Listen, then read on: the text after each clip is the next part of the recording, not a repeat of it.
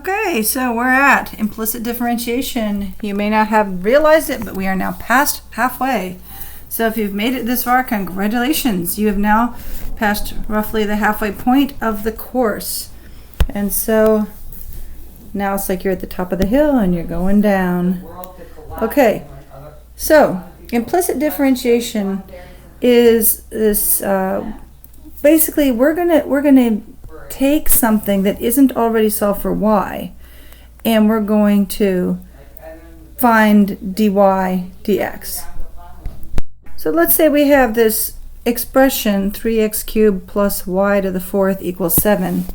What that really means is that we're going to treat it as though y is a function of x being raised to the fourth, and that equals 7. So even though we don't write it that way, that's what we're thinking. And so we're going to take the derivative of everything, one piece at a time. So the first piece, we're going to take the derivative. 3 times 3 is 9x squared. And then we have this piece, and we say, well, we can use our chain rule. And then we have to multiply by y prime. And you may say, well, why didn't I have to multiply by x prime? But you did, right? Because dx by dx is just 1. So if x prime is just 1, okay, so you don't have to multiply by x prime. All right? So now this is clever, because now we can solve for y prime. So this isn't y to the 1, that's a y prime. And then we just take this thing, and of course that goes down here. Okay? So now we've found the derivative of y, dy, whoa, dy dx.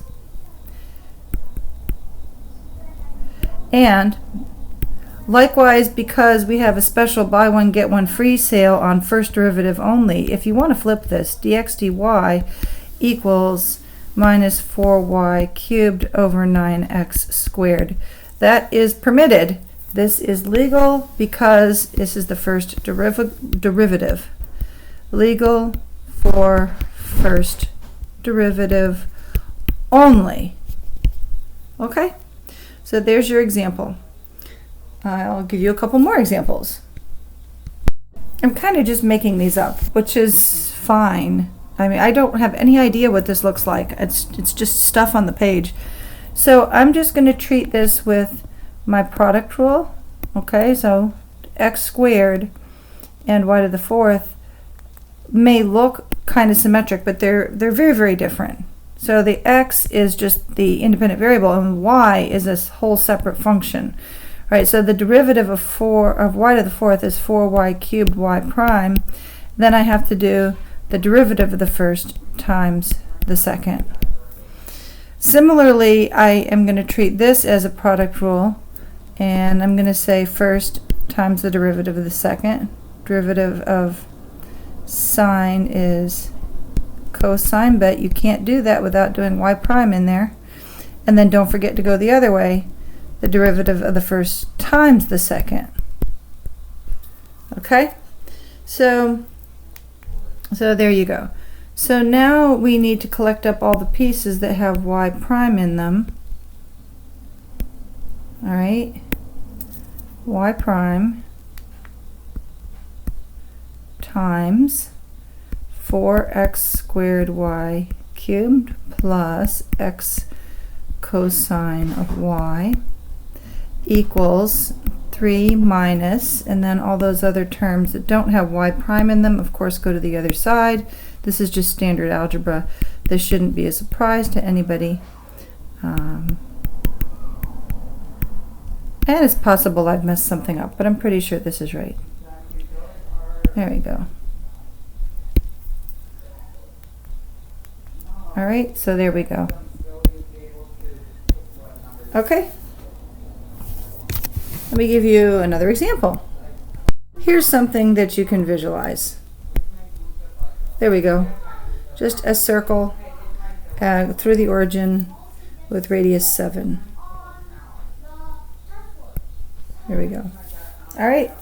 So if you want to know where the top of this circle is, it's going to be where y prime equals 0, but also the bottom of this circle is where y prime equals 0, and the sides, you could think of dx dy equals 0, or you could think y prime is equal to infinity. So you could think of it as dx dy equals 0.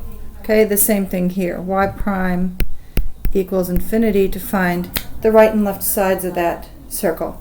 So let's go ahead and figure out what's going on here. So we take the derivative, 2y prime, and that equals 0. And you may say, oh, wait a second. It doesn't seem to matter what the radius of the circle is. And that's absolutely right. You get an expression that is more generally true, and it tells you something truthful about the world you're in, and this first circle is just a level curve of that whole world. So it's kind of mind-boggling if you think about it. I'm going to go ahead and divide by 2 though, because I don't like extra pieces floating around. Y prime is minus x over y. Okay, so in this case y prime is right dy dx, and so where is it 0? Well, it's 0, so right here and here, because if you had your axes here, which I didn't draw, well, apparently I can't draw them. There we go. Okay, so at x equals 0, the y prime is 0, but if you make y equal to 0, then the thing blows up, then you get infinity. But again, if you just don't feel comfortable talking about infinity, that's fine. You can just flip this thing around and say, fine, minus y over x is dx dy. And so then it's like you just turn this whole thing 90 degrees and you're still looking at the same circle, but now you just switched x and y essentially. Okay, so that's something to think about.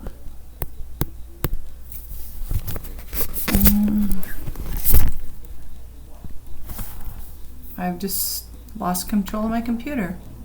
Actually, I'm looking at worksheet 18 again, and everything on here is stuff that you should be able to do. Now, that's not to say there's not some difficult problems. There are some difficult problems, but there's no new material. So I'm just going to give you a couple hints since the material is straightforward. So you have to remember what we did in one of the previous videos, this kind of situation where you do trig function of arc other trig function of something like that. Okay, so remember when you have, swap this out, sine, cosine, or tangent, and put sine, cosine, or tangent over there. How do you manage this situation? Well, you just go ahead and make yourself a triangle, and, well, hopefully a right triangle. That would be nice. And this is your x, although that could be confusing. Maybe you want to give it a different letter, but don't give it theta, because that's what got me into trouble before. Let's call this s. This piece is theta. There's your theta. And we have sine. We want the sine of this angle, but we know that the tangent of this angle is s. So then we go ahead and label this triangle so that tan of theta equals s. And tan of theta means y over x in normal nomenclature. So this is going to be s squared plus 1 under the square root. And so now we want the sine of theta. The sine of theta is y over r.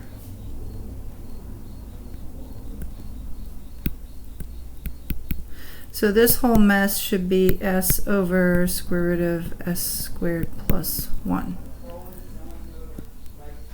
So it's just knowing that when you see this kind of structure, you have to go back to your triangle and do a little bit of algebra to figure out what this expression is going to simplify to. Knowing that is more than half the battle. Okay.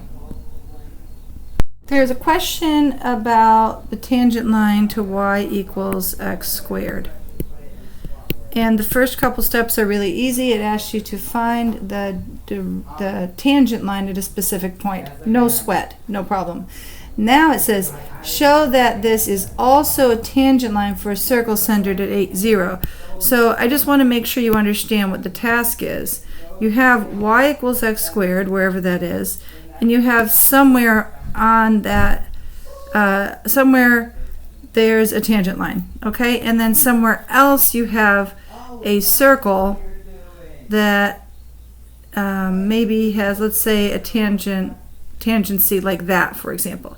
So the point is that you don't actually know the radius of the circle yet, and you also, well, the way I've drawn this is weird, but the point is those 2 points of tangency are different. Okay, so the point at which the parabola is hitting the tangent line, even though it's the same tangent line, the point at which the circle hits it is a different point. I don't know if it's above or below, but I just wanted to show you it's a different point. So you have once you have the tangent line, the parabola is irrelevant after that point. Okay, then you have a circle. You know where the center of the circle is, but you don't know what the radius of that circle is going to be. So you have to imagine this kind of thing going on, and so you're going to have to figure it out. It's a puzzle. So I'll talk you through that, but I want to let you struggle a little bit and see if you can make some headway on that problem by yourself. Okay, and that's it for implicit differentiation. I will see you in class.